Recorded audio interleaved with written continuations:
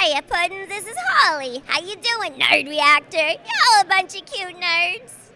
Nerd Reactor, roll off. Hey guys, we're here. We're here with Tara Strong, the voice of Batgirl and Harley Quinn. We're only a few days away from the final release of Batman the Killing Joke.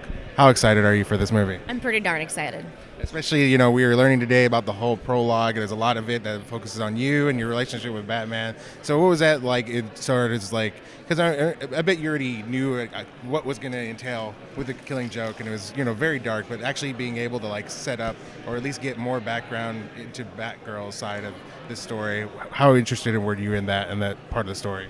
Well, I always have loved Batgirl. When I was a little girl, I collected toys and comics, so I've always loved her as an entity. And then I actually didn't read The Killing Joke prior to working on the film and getting the script. And so when I read it, everything that happens to her was organically happening to me too. And I would cry in the session and be shocked and surprised. And I think it's going to be fun for both. It's going to be fun for people who really know the story, because I think the prologue and the ending have been really cleverly weaved in. It's a seamless addition to the story.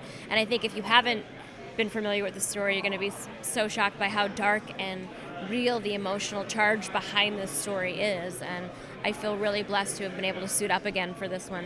Yeah, and it's pretty interesting considering that you play both Batgirl and Harley Quinn, which is Harley Quinn, who's known to be pretty tragic and very forgiving of Mr. J, and then now to kind of do a flip side where it's something that's very dark, and then it just kind of brings this whole surreal feeling to the story. So what was that like in terms of being an actor? Because you see both sides, or two different characters that have a different relationship with the Joker.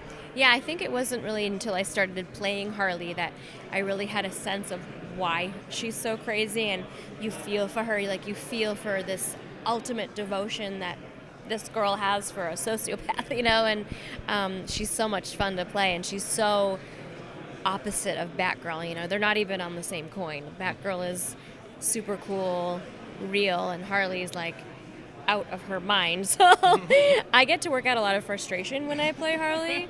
And, each of them have such amazing stories to tell. And whenever I'm doing them, I just imagine the action in my mind. So I don't confuse them when I'm doing them. But it has been interesting to play both characters and really get a feel for what makes them tick. So we were talking to Bruce Timm, and he mentioned that there was a plan that he's been having for a while now to get a solo Batgirl movie, animated movie. Is that something you'd be interested in? Oh, hell yes. But I would do Batgirl on ice if they wanted me to skate. I would do anything.